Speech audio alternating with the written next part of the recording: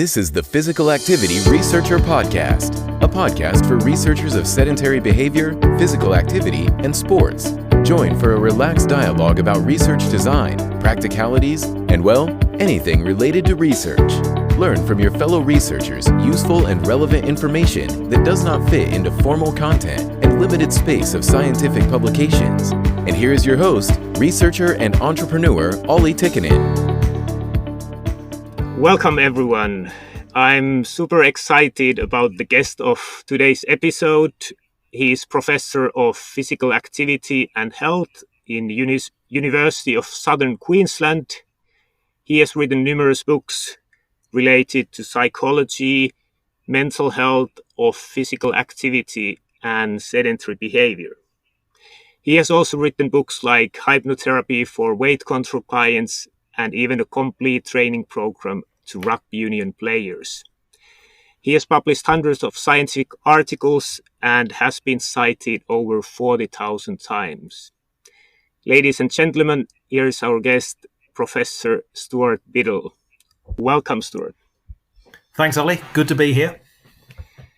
All right. Everything good in Down Under and Brisbane?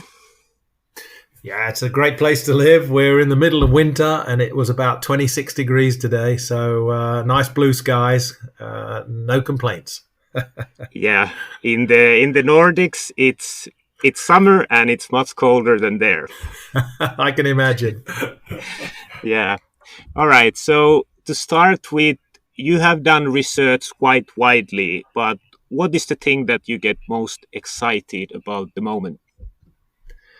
Yeah, actually, that's quite a tough question, but I do enjoy, probably two things I would say. I get very keen and enthusiastic about supervising research and being part of a research team, whether that's with colleagues or with PhD students.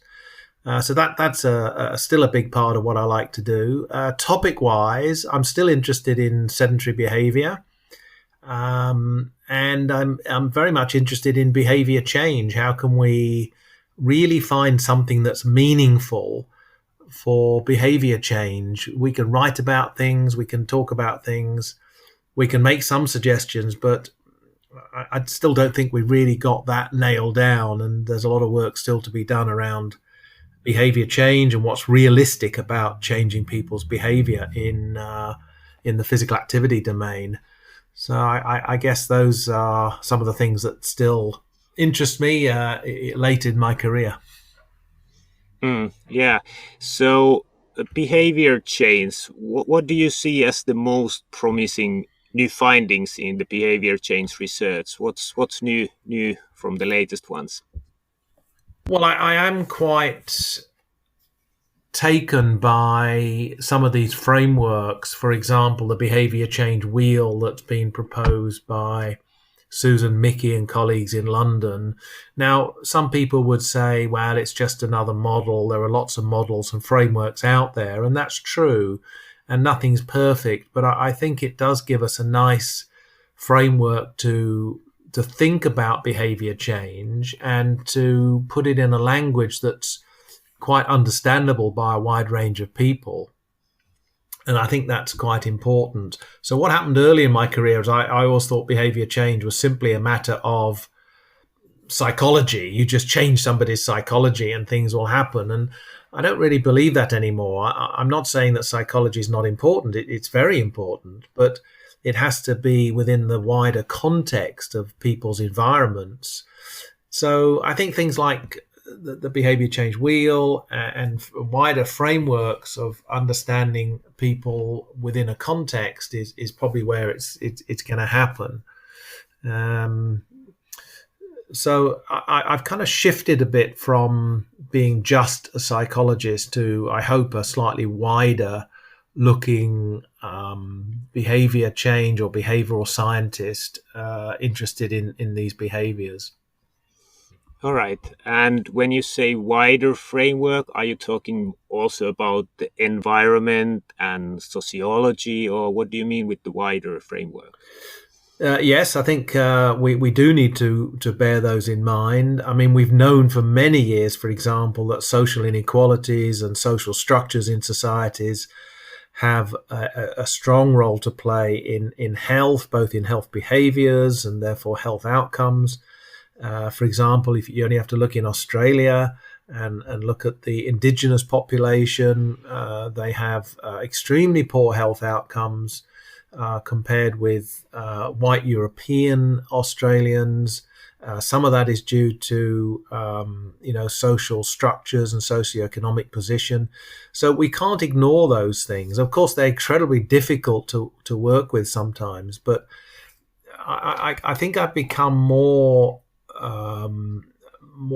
comfortable with saying that a solution to a problem, whether it's obesity or diabetes or whatever, is complex. We have to recognize complexity.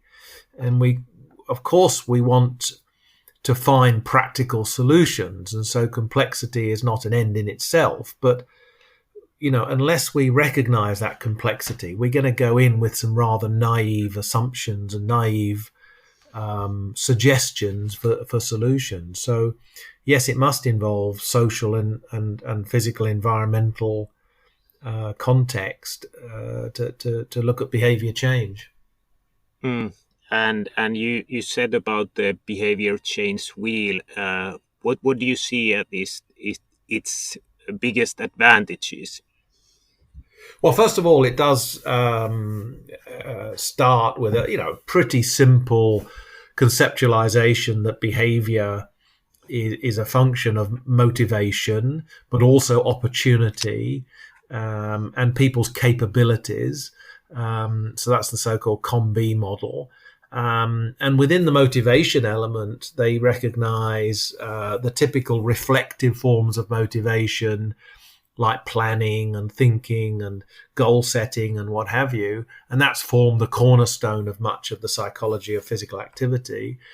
But at the same time, they recognize more automatic forms of motivation and less conscious forms of operating, and I think those are important. We go into the supermarket and we pick things up, not always that consciously. We're persuaded by signs and affective responses and gut reactions, as we are when we buy other products, or indeed when we become physically active or sedentary.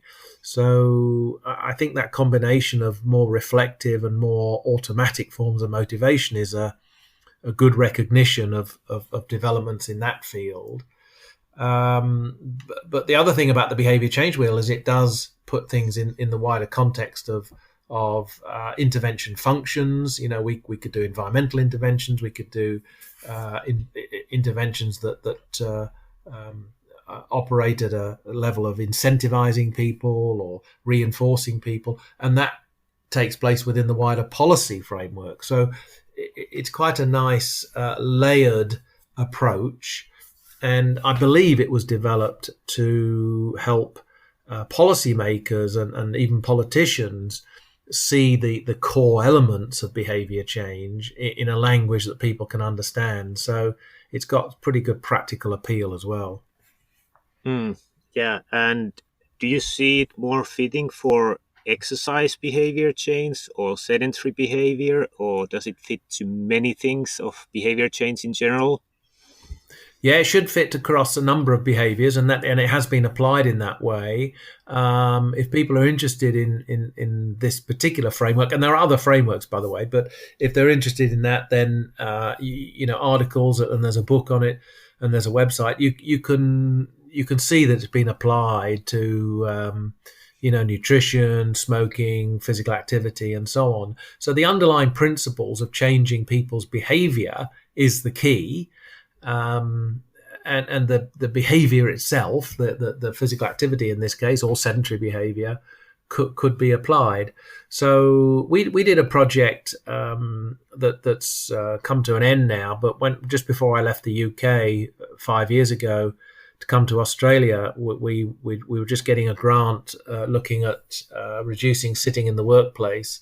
And we use the behaviour change wheel to really inform elements of that intervention. And we wrote that up as a separate paper around the development of the intervention, and then followed it up with a paper on the outcomes of the intervention.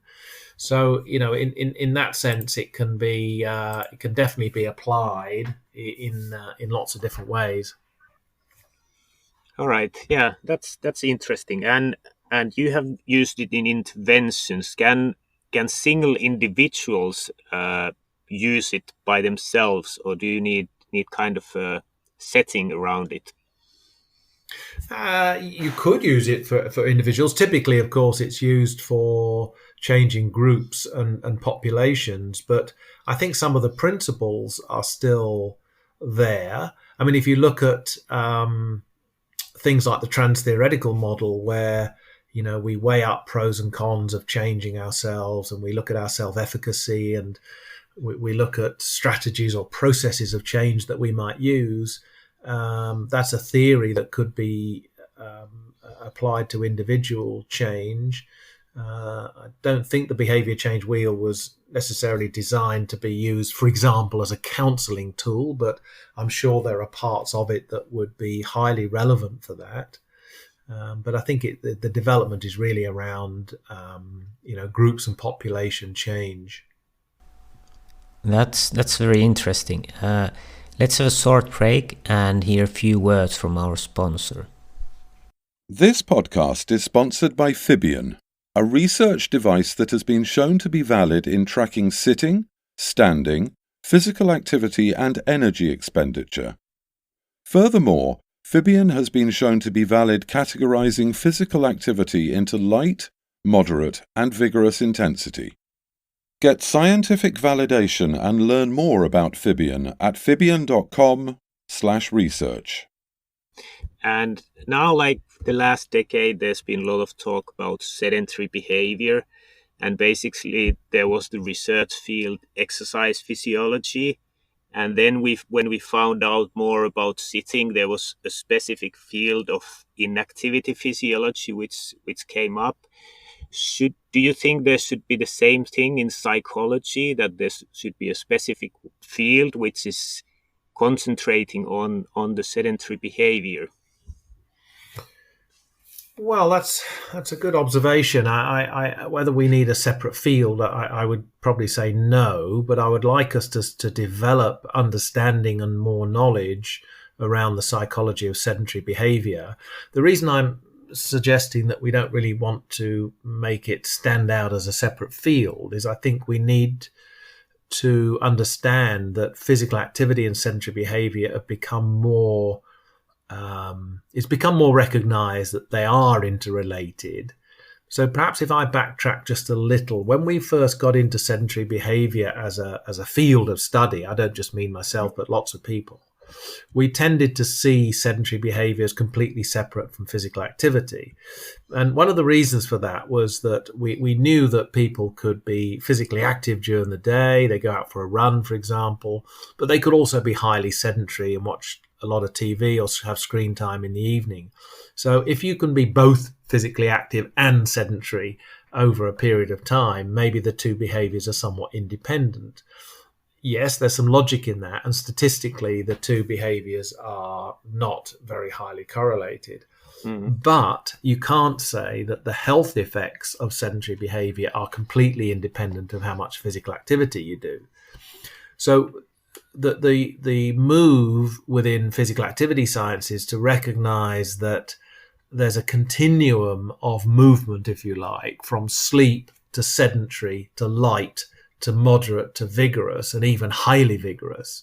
Then it tells you that there is a continuum, and the 24-hour movement model that's been used for some guidelines, particularly for young people, will tell you that you need to look at all these things in combination. So in terms of the psychology of sedentary behavior, there may be a slightly different psychology to promoting less sitting and more standing and moving, but we don't really need a completely separate field and claiming that it's separate. I think it's part of the kind of physical activity psychology field. and we just need to develop a better understanding of the behavior of sitting and of sedentary, and not just borrow from physical activity psychology.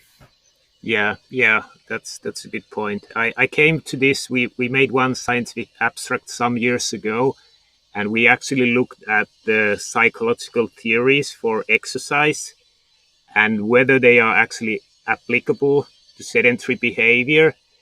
And there's actually quite many things different. If you think, for example, intrinsic motivation, when you do exercise, you might get runner's high. It might be really exciting or whatnot. But if you think avoiding sedentary behavior, for example, standing, you probably don't get those same exciting feelings. If you look at competence, basically almost anyone can stand, but they probably cannot play baseball.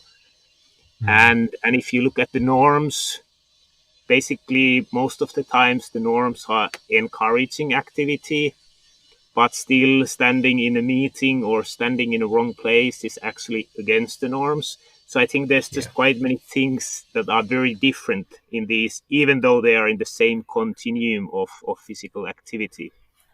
Yeah, you make some really excellent points there, Ollie. I agree with you totally. In fact, I did a chapter for Glyn Roberts' motivation book a few years ago, and we introduced the notion of the different psychology between physical activity, in at least in the form of structured exercise, and sedentary behavior.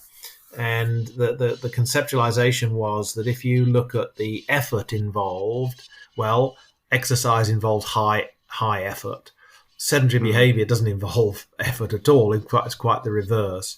If you look at the conscious processing that's involved to get you to the gym or to get you to a structured exercise session, there's a little bit of conscious effort involved. There's planning involved. There's no real conscious effort or planning when you become sedentary. So there are a number of constructs that you could assess both physical activity and sedentary by, and they'd be a little different. Of course, there'll be some overlaps as well, but I agree with the point you make that there will be some, certainly there will be some differences, yeah. And how do you see the importance of measuring sedentary behavior? Like, if we compare it to exercise, it's quite easy to remember that yesterday I went in the gym. But in sedentary behavior, it's quite difficult to say that how much did I sit yesterday. So how important in behavior change you see the effect of measuring? Yeah, it's a big effect, actually. And if you're looking at self-reported sedentary behavior, reporting total sitting time is extremely weak, extremely poor. So yeah, could you say how much you sat yesterday? I'm not sure I could. So that's where we need measuring devices, and the whole area of device-based measurement, obviously has become very prominent now. So, but on the other hand, there are specific sedentary behaviors, TV viewing being an obvious one, use of a computer, and then we get into more nuanced measures, if you like, or behaviors such as using tablets or phones, which may not be sedentary. You could be moving around. In fact, you're quite likely to be moving around and still using them. So the measurement side becomes much more complex as we advance the technology. And that's probably accounts for why we have rather poor data on some of these so-called newer devices. Well, they're not really new, are they? I mean, tablets and phones are not new anymore, but they are certainly more recent than TV viewing in the traditional sense, or use of a computer on a desk.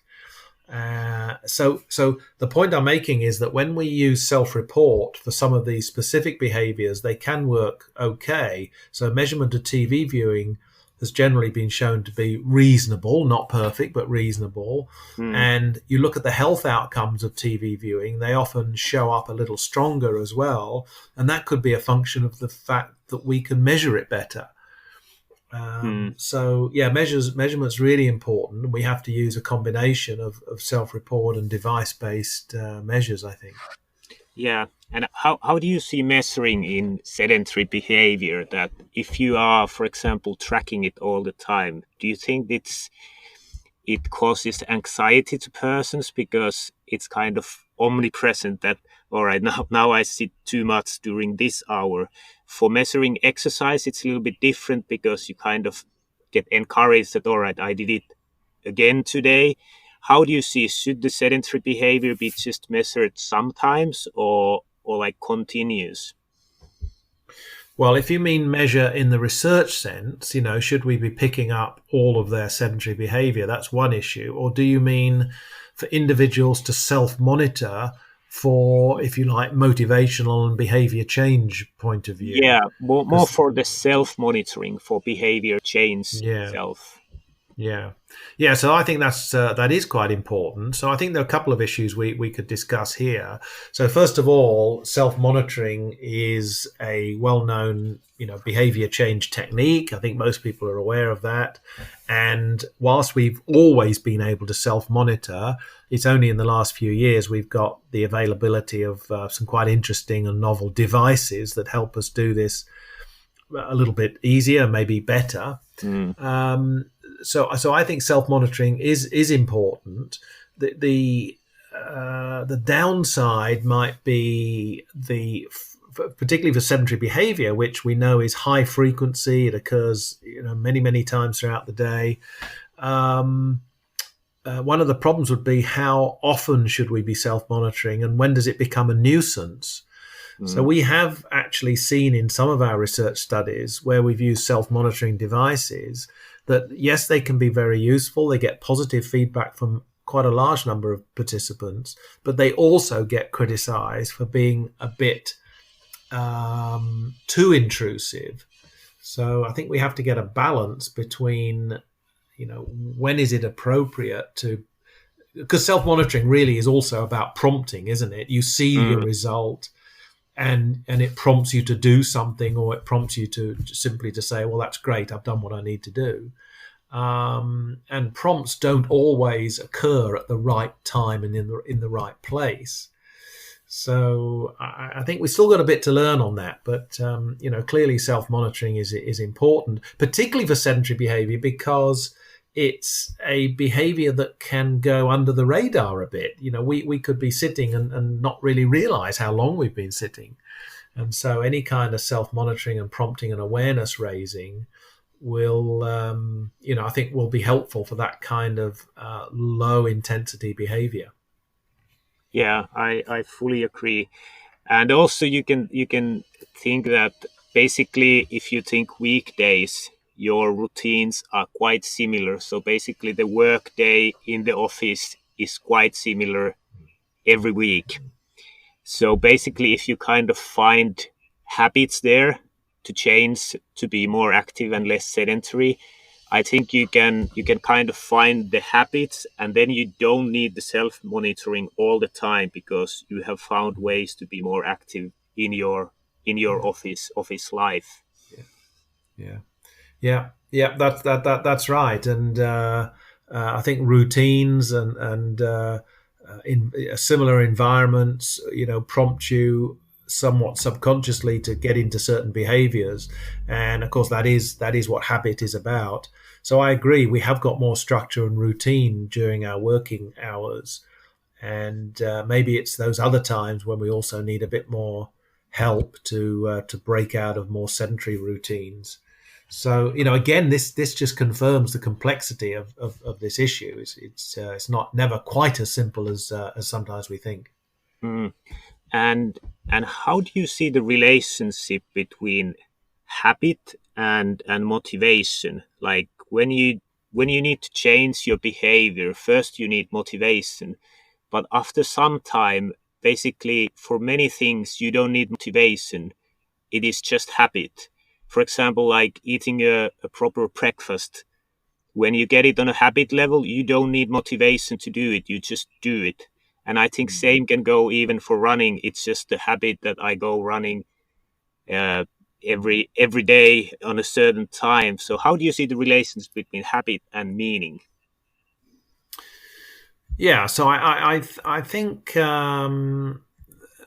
I think the whole understanding of habit is still developing. There's been some great work by Ben Gardner and other colleagues trying to conceptualize habit and coming up with definitions and so on. And I think that's great. And I think the notion of habit alongside these more automatic processes, these more automatic forms of motivation, is a really important advancement in our field.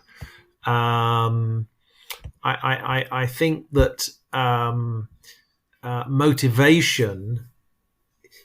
Okay, how can I say this? I've always believed that motivational constructs are important. I've spent a lot of my career looking at those, and I think they're very important. But I don't think the solution is to expect people to be motivated in a strong sense to change some of these behaviors. Yes, there needs to be a level of motivation, of course. If we have no motivation, we won't do anything.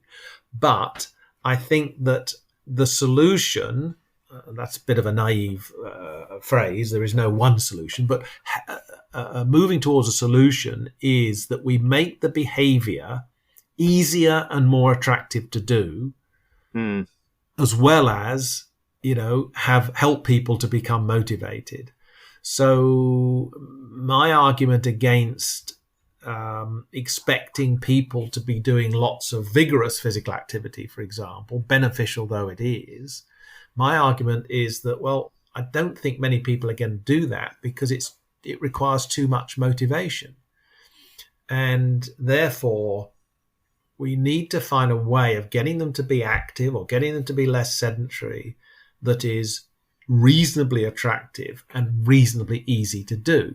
Now, one reason that standing desks have become quite successful in getting people off their chairs is that it's an easy thing to do. You've provided a structured environment that allows you to continue doing what you're doing and not be sitting at the same time. So we need to find behavior. We need to find ways that behaviors are perhaps made a bit easier to do and are quite attractive to do. I'm sure many people listening to this will have seen the example of the musical steps that were put into an underground station, I think in Sweden, the piano steps. I'm sure many people have seen that video. And so there's a classic example of where people will not climb stairs because it's a little bit of an effort. They'll stand on a moving escalator. Well, as soon as you make it more attractive, they're not necessarily making it easier to do, they're just making it more attractive. Then people start to walk up the stairs because it makes a nice musical sound. If you can make it attractive or easier to do by moving the stairs much closer and moving the escalator further away or moving the elevator or lift further away, making the stairs attractive, then you've got a better chance. So all these things of environmental shift and making things easier to do should work. And let's be honest, consumer behavior is driven that way. We've made purchasing certain foods and certain products, and not always the healthy ones, of course, much easier to buy, either because they're cheaper or they're very attractive or they're placed in the supermarket in a certain position. And now people buy those more readily, whereas in the past they may not have done. Yeah. Why aren't we doing this for physical activity? Yeah, that's a very interesting point. I was living in Liverpool a couple of years, and when I went to the grocery store, I started paying attention that where do you have things, products that have chocolate in? And basically when you go to a Tesco Express, basically everywhere in the store, they have placed something that have chocolate. It's just crazy when you start to pay attention. And then finding something healthy options, there's maybe fruits and something more, but the chocolate is everywhere and the beer. But finding something healthy is quite challenging. So I really see your point. Yeah, and these people are experts actually at behavior change. We may not see them in that light. We think, well, they're not researchers, they're not academics, they're not psychologists.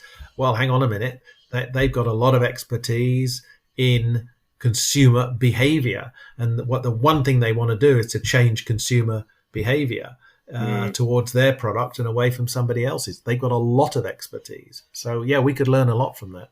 Yeah, I think the problem is that you can make better business with things which have sugar in than something that you need to grow on the trees or on the fields, which are the healthy things. So. Well, it's certainly a challenge, that's for sure. We haven't cracked that one, but I think the principle still holds. And actually, if you use that analogy with food, maybe that is why we've got a challenge to get people out of their chairs, because sitting is actually quite rewarding.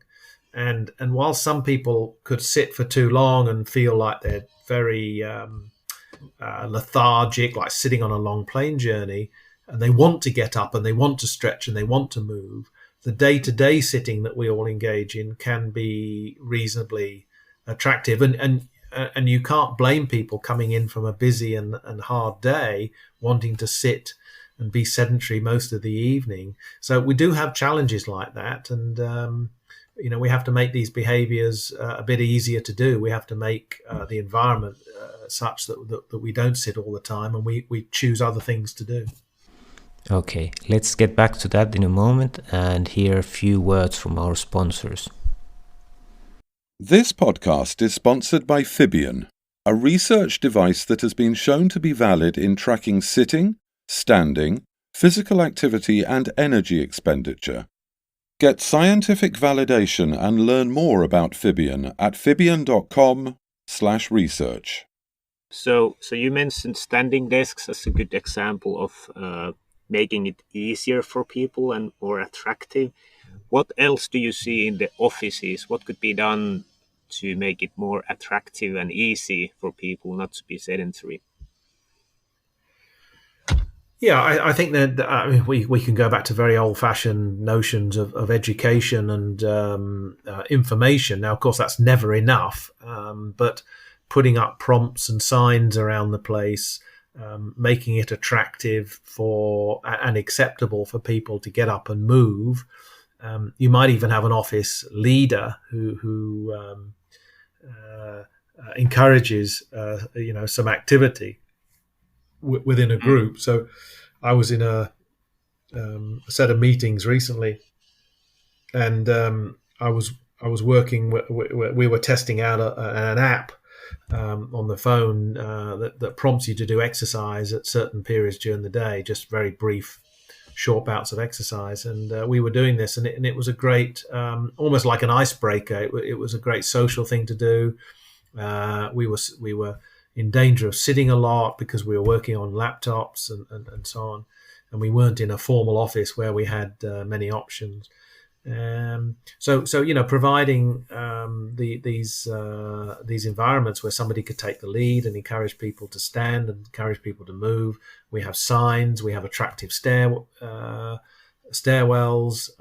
We don't design the buildings with sedentary as the default. We could design them with more movement as a default. And we try to do this in our research group, but we are also constrained by the way they've designed the building. These are some of the things we try to do. And I have noticed that, for example, in Nordic countries, you are kind of directed to the stairways and you need to look for the elevator, while in the US and UK, it's usually the opposite, that it's difficult to find the stairway. How is it in Australia? Well, I would say, unfortunately, it's the more negative one. That's an interesting observation for you for the Nordic countries. I've been there many times, but I wasn't sure whether that was the case. But I'm sure you're right. But definitely in the UK and in Australia and the US, the default option is the more sedentary option. Now there are some interesting exceptions to that. So, for example, there's a very nice new building at the University of Sydney, which really highlights the staircase, and it's a very attractive stair, and it's the obvious route to take onto the next floor of the building. and that's the way it's been designed. So I'm sure there are exceptions, but unfortunately the Australian culture is still one that is, if you like, more traditional in providing an environment where the sedentary option is the default option. Yeah. And then if we move to exercise, you said that we should make it more attractive. And I think even the word exercise, or the definition of exercise, it's something that activity requiring physical effort carried out to sustain or improve health and fitness. So basically, there's even the motivation that you don't do it for enjoyment, you don't do it for play, you do it to improve your fitness. And I think this is quite strongly in people's mind that who kind of do exercise, that they don't consider doing sports or playing, but they do exercise. So they go in the gym and they really see that, all right, how many calories, how could we change this, that people would be less focused on some metrics or the actual fitness, but it would become great point. I mean, okay, first of all, let's not. I won't be anti-exercise. Exercise is great. If people want to go to the gym, that's great. I've done a lot of that over my life, and we know it can have effects. It's very efficient. Okay, that's fine, but it's not for everybody. And if you look back over generations and the history of humans in the last 100 or so years, we didn't have gyms. People were active in other ways. They had to move around for transport. They had to move to do a job, and they had to move a lot in the house to operate. Keep a household going.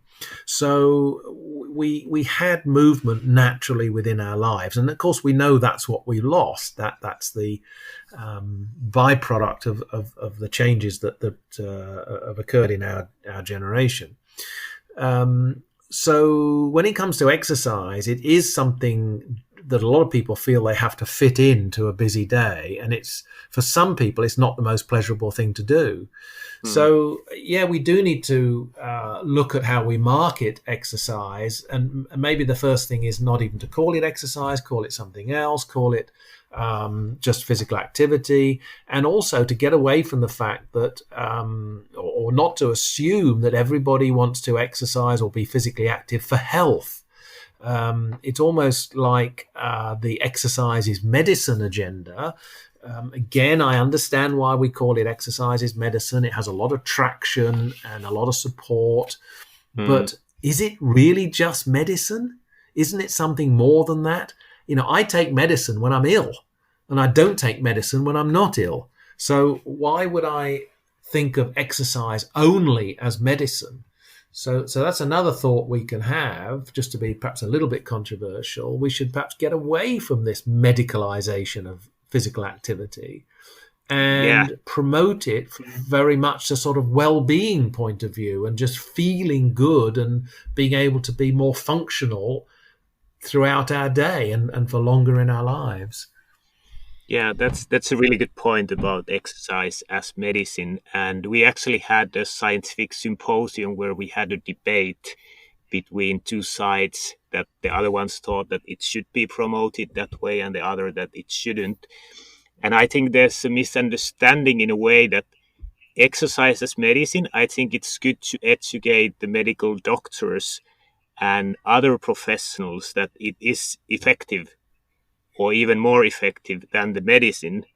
But the message to the people, to individuals, I think we shouldn't promote it that way. I think there's a difference. Who do you promote the exercise as medicine? Yeah, I think you're right about appealing to the medical fraternity, and that's a very important one. We have to have them on side. I remember many years ago, medical people were not interested in physical activity at all. They didn't think it was that relevant. So we did have a job to do in convincing them to get them on board, and of course that's now happened. So exercise as medicine has some benefit as a slogan, but I still think from both a psychological point of view and a behavior change point of view, to see physical activity simply as a health-related behaviour, I don't think is the answer. We can go back. So a big influence on me early days was the work of Rod Dishman from the United States. And Rod Dishman edited some great books and wrote some great articles. And he did one of the very first reviews on the determinants of physical activity, published in 1985. And what he said in there, along with a couple of other co-authors, one of which was Jim Salis, what he said was that people are likely to start physical activity. He probably did say exercise for reasons of health, but they will maintain it for reasons of enjoyment. So health might be a good way of getting people interested, particularly if they feel that they need to improve their health. Maybe they're obese, maybe they've got a health problem, but it won't sustain their involvement. So we've got to look at exercise and physical activity from the point of view of both adoption or getting started, but also maintenance. And the latter, actually, we've done a rather poor job on. So to come back to my main point is I think we shouldn't just assume that everybody will be active for health reasons. They will do it for lots of different reasons, and that needs to be promoted a bit more, I think. Yeah, and I think that's kind of the problem with exercise. So basically, if you have other motivation than health, for example, let's take learning of skills. If you think the normal gym, where you have machines that are kind of forcing you to certain movement pattern, and ergometer cycling, there's no real skill improvement element involved. But if you compare it to playing badminton or doing martial arts, there's like an endless spectrum of learning skills which might motivate. But the exercise has usually been done that there's no skill learning perspective in the long run. Yeah, that's a very good point. And actually for older adults, as they want to maintain greater independence and an active life in the widest sense, those skills might have additional benefits of maintaining independence and balance and skills and so on. So, and maybe those skills that you mentioned, martial arts, you could talk about dance, you could talk about sports, then maybe the intrinsic motivation elements kick in much more. So yeah, I agree. I think we need to look at this in a more holistic way, perhaps. Yeah, and also the other thing is what I usually think is that for me doing sports or being active, it's often about play, and kind of quite many times it's thought that the play is for children and the adults do not play in a way. Only the professional athletes can still play and enjoy it. But I think it's a very motivating thing. You really get the flow. You enjoy the play. Most of people enjoy the feeling of play, but that's also usually non-existent in the exercise. So how do you see, how could we increase the play and the skill learning in exercise settings? Well, I think there's a strong sort of cultural element here of there's a little bit of resistance to wanting to do these different forms of physical activity, perhaps at different ages. So whilst there's plenty of opportunities for children to play sports, and there's opportunities for adults to play sports if they're good, a lot of sports don't offer it for just general participation. Then there are exceptions to that. I play golf, for example, and golf you can play at any time, and you can play it well, or you could play extremely badly. It usually doesn't make much difference. So, but not all sports, often offer those kind of things. I'm actually taken by an example that I saw last year. I was visiting China, and I was in the city of Tianjin. And my hosts, after we had a dinner, said, "Look, we're going to go out into the town square." There was this big square next to the shopping centre and next to a big park. And I thought, well, why are we going into this square? Well, when I got out there, all I could see were hundreds and hundreds and hundreds of people being physically active. It was quite a warm night. It was dark, but there were people doing rollerblading. There were people doing martial arts. There were people dancing. There were even people cracking whips as a kind of skill. There were people doing artistic pursuits, so they weren't physically active, but they were involved. It was absolutely wonderful to observe. Now, I can't explain how or why that got started and how it's sustained, but wouldn't it be wonderful if we could see something like that across our towns and cities?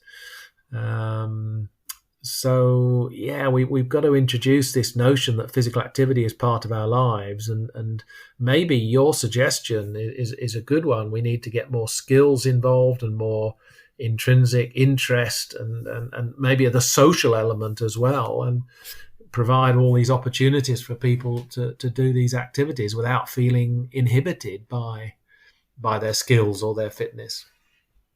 Yeah, that's an interesting thing about China.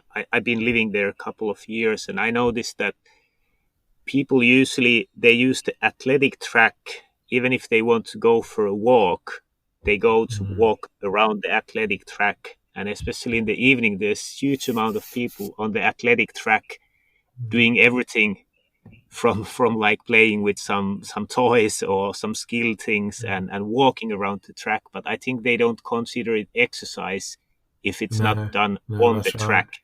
Yeah. No, it's an interesting one. I think we need more research on understanding what people think about these activities and how do they view them. And if they do view it purely as an exercise to get fit or get healthy, we need to find ways of perhaps broadening that approach. I agree. And how do you see if we go to activity tracking, that many people are tracking steps and many devices can track them accurately? But I think more people concentrate on one variable, lest they start to see other things. For example, like from cycling, you don't get steps. So maybe I don't cycle. I just try to walk. You don't have an incentive to do strength training. And also some people start to maybe even think that when they go to a beautiful forest for a walk, it says steps. How many steps did I got? And they forgot the birds and the beautiful forest. So how do you see this kind of single metrics for people's Actually, there are some people. Yeah. No, that's a good point, Ollie. There are some people actually who don't like to engage in those. So it's self-monitoring and prompting again. That they would rather do what you suggested, which is if they go for a walk in the forest, just to enjoy the nature and enjoy both the physical activity and the surroundings. And I would encourage that. And I think those devices and those methods of self-monitoring serve the purpose of getting people into an activity and giving them some kind of target and goal. But I don't think we should see them as a never-ending strategy. I think after a while you can put them to one side. You might take them up again later, but they're really to get you started and to give you something to aim for. So I had a Fitbit I used for many months at one point, partly out of curiosity, but I put it to one side. I didn't need it after a while. It was simply confirming what I was doing anyway, and I like to keep the activity as varied as possible, and to try to integrate it as much as possible into my life. And that works for me, and I don't need these self-monitoring devices much, although this app that I've been using to prompt me to do an exercise every hour, which I say is part of a research project, but I find that quite helpful, particularly if I've been working in an office all day. Yeah, I can really see that.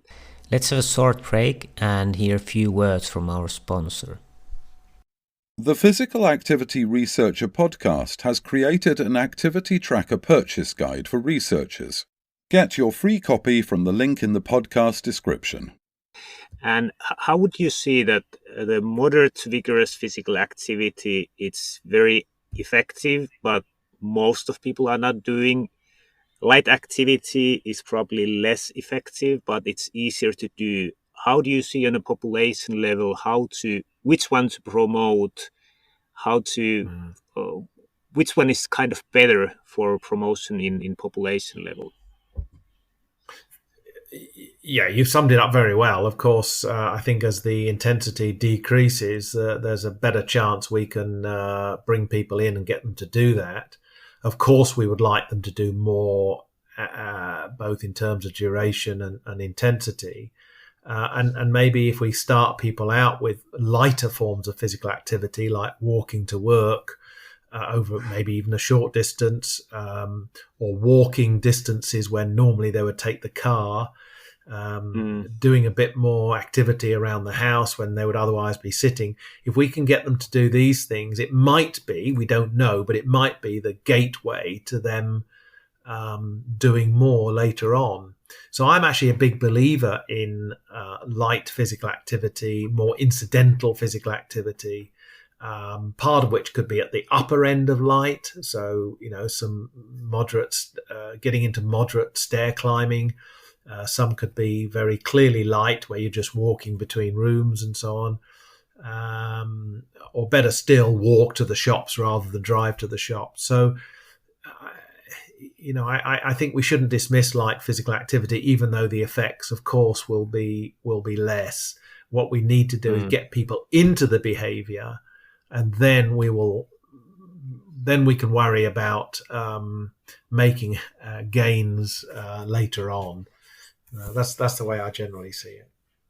Yeah, I agree with that. And we have a product related to activity and sedentary behavior tracking, and we have approached it many times that maybe the easiest step is to break the long sitting periods. Like if you sitting more than half an hour without standing up even for 1 second or 1 minute, that's a long sitting period. And maybe the easiest thing for people is first to try to break those. It only takes like 1 minute of standing that you kind of didn't sit for long. And then when you actually get success in some behavior change, maybe the next step is then to start walking the short ones. And maybe in the long run, it's even the moderate vigorous intensity activity. Do you see that it could go like step by step?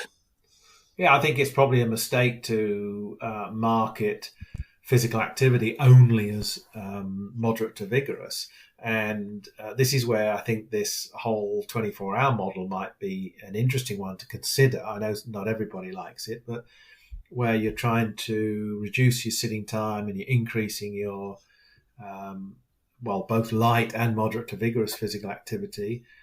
So I think we're getting a more holistic view of movement, and it's more realistic, and it matches what people used to do when they were more physically active. As I said before, the moderate to vigorous physical activity, with some exceptions, probably didn't occur in people's lives, too much in the past, but they did do a lot of light physical activity, a lot of basic movement, or on the feet a lot, and we've lost that. And so I'm still a believer that we need to do more light physical activity. If we go back to Jim Levine's concept of NEAT, the non-exercise activity thermogenesis. So he made this case 20 years ago that we should be moving, perhaps in a lighter non-exercise way, but throughout the day. Let's accumulate as much movement as we can, but it's not exercise. And of course that led naturally into the sedentary behavior sitting reduction agenda. So I think there's a lot to be said for that. Now, of course, if you can get people to do more moderate and vigorous physical activity, great. If you can get people to do HIIT and vigorous physical activity, well, fine. That's going to get you pretty strong rewards in terms of fitness and health. But let's be realistic. That's not going to happen for a large number of people. Yeah, I agree. So if we go a little bit more in the research, if you try to predict the future, what do you think is what is the next big thing in sedentary behavior research? Well, I think what's happened over the last 15 to 20 years, sedentary behavior has sort of really escalated over the last 10 years and had a foundation in the decade before that with smaller groups looking at it. And what's happened now is I think we're starting to understand, at least from a health outcomes point of view, that there are certain at-risk groups for sedentary behavior, and those are the people that also don't do much physical activity. So I think, we shouldn't expect that everybody is at risk of major chronic disease simply by sitting for too long in the day. It's not a good thing to do, but there'll be certain groups of individuals who are probably most at risk. And, the obvious ones would be those sitting long periods of time at work and not doing any exercise or structured physical activity in any way. So that's one challenge, is who do we target and how do we get people to change those behaviors in an appealing and feasible way. So I think that the next step is to look much more at the combination of physical activity and sedentary behavior. And I think one of the things that we need to do more work on is around muscle strengthening. And while some people think, well, that's just part of the physical activity agenda, I think it's also related to the sedentary agenda. I think you could realistically get people to do more muscle strengthening exercises as a way of breaking up their sitting. And that would also, help us meet guidelines around strength training, which typically we haven't met. I mean, most people don't even know they exist.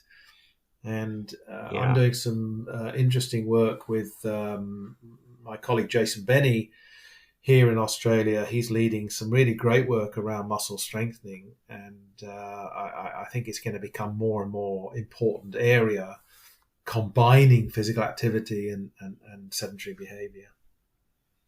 Yeah, that's an important point. And I think quite often we talk about steps, we talk about walking, but when you do office work, probably you get more musculoskeletal problems in your upper body, which is then more about resistant kind of movements for the upper body. So I think those should be also promoted, like you said. But I think one of the challenges there will be a behavior change challenge. Whilst we can get people to walk up to a point, if you provide an attractive environment. I'm fortunate. I live in a house which is quite close to some lakes, and you go out there at this time. It's an evening time for me now. You go out there now, there'll be quite a few people walking around the lakes. It's an attractive environment. And then around some of these parks and lakes, they have these exercise facilities, basically, muscle strengthening stations. I'm sure you've seen them. Well, they're usually unused. So how can we get people to adopt the muscle strengthening activity that they need? Is that too much like hard work? Is that requiring too much effort? Who knows? So I think that's the next stage. I think we need to understand how we can get people into these other activities. Yeah, I think it's a good point. You can do the gyms outside, and also that if you do upper body training, you can do quite intensive loading for your muscles without breaking sweat, which sometimes, for example, in the office, you don't want to get sweaty or too much out of breath. So it's a good way to get it done, something intensive without sweating. Yeah, good point. Yeah. And something about sedentary behavior research, and we covered a little bit of socioeconomic status in the beginning. Do you think there might be an effect that high socioeconomic status is usually associated with more sitting? They are knowledge workers and do less physical work.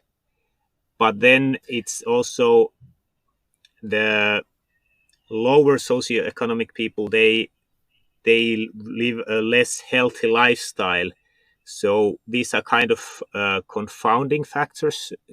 Could it be that we underestimate the risks of sitting due to these things? Yeah, I certainly think that's possible, and I think it confirms the idea that these things are complex.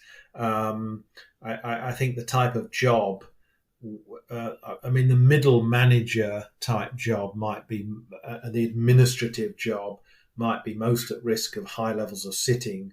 I think you'll probably find that more senior managers are up and about, moving between meetings, probably more than we think.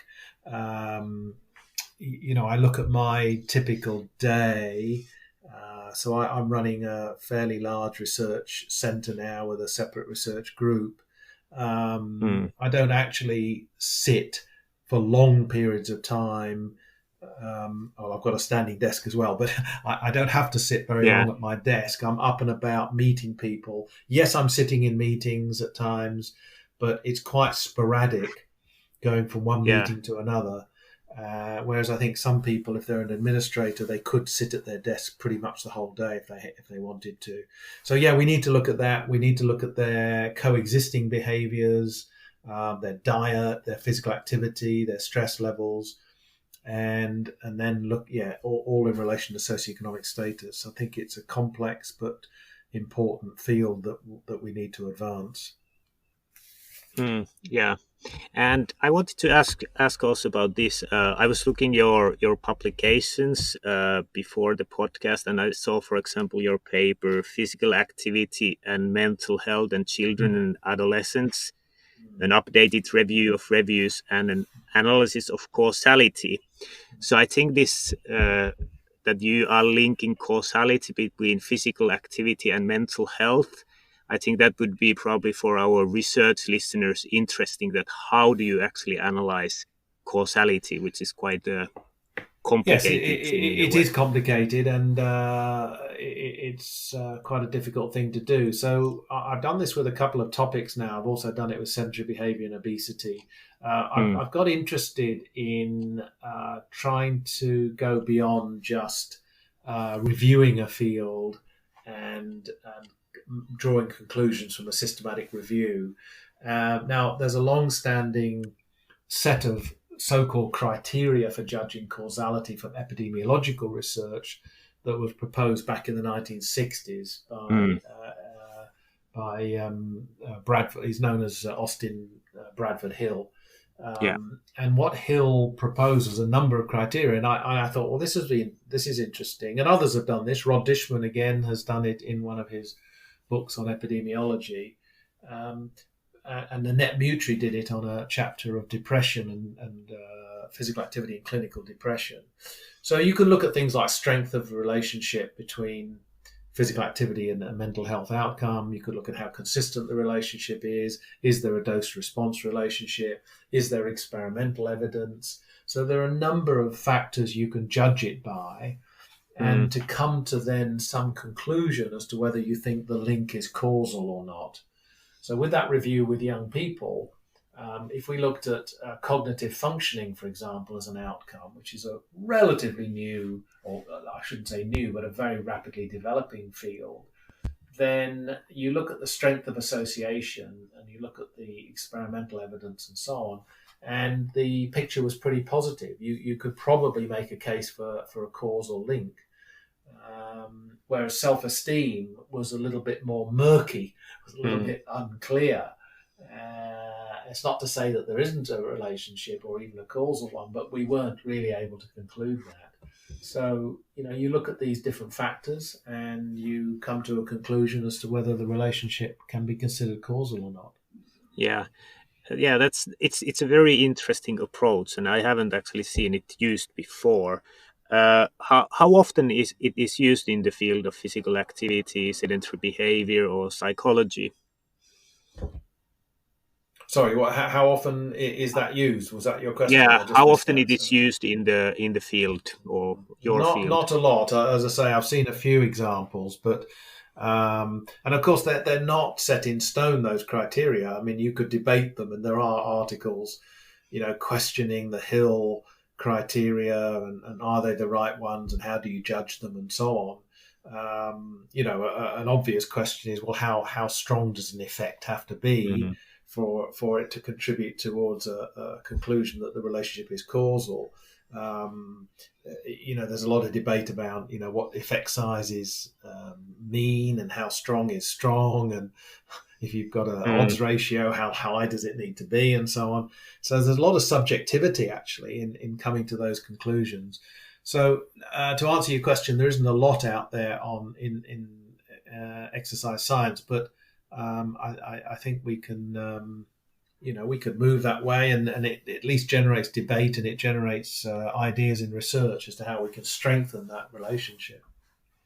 Yeah, I find it really interesting. It's a framework to approach, like you said, is subjective, and maybe it doesn't, it never proves the causality that it's for sure, but it at least gives an indication how probable it is that there's a causality involved. Yeah. No, that's right. It is. It's a kind of probability. It's kind of subjective, but I think it takes us a step forward rather than a step back. So I'm in favor of it. Yeah, I think it's useful. Although when I saw the title, I was thinking like physical activity and mental health, that if you think it from the mechanisms, biological mechanisms, there's quite many steps that if you start to think that, all right, physical activity, you have muscles contracting, breathing rate going up, and then something happens, something, and then, I don't know, something happens in the brain function that causes problems in the mental health. It's really a long process, or long chain of events. But yeah, when you analyze with this model, equally, biological plausibility is one of the criteria you can look at, and I think for example, if you look at the relationship between physical activity and depression, there are a number of biologically plausible mechanisms that support that link. You can't really say that for self-esteem. It doesn't seem to work in quite the same way. That doesn't mean that self-esteem can't be shown to be causal, but the biological mechanism may work better for one outcome than another. Cognitive functioning, there's a lot of biological plausibility in brain image research and neuroscience. So it's part of the bigger picture. It's part of the picture. Yeah. No, I find it really, really interesting method. So we have talked already a bit over 1 hour. Is there something else you would like to discuss? Well, it's been a great discussion. I don't think I'm going to add anything, but I appreciate the opportunity, and you raised some great issues and great questions, and I hope it's useful to people. Yeah, I think it was really interesting discussion. So let's hope people will like it. So it was an honor to have you as a guest, and thank you. Oh, thank you, Ollie. Thoroughly enjoyed it. This podcast is sponsored by Fibion. Get scientific validation and learn more about Fibion at fibion.com/research. The Physical Activity Researcher podcast has created an activity tracker purchase guide for researchers. Get your free copy from the link in the podcast description. Thank you for listening to the Physical Activity Researcher podcast.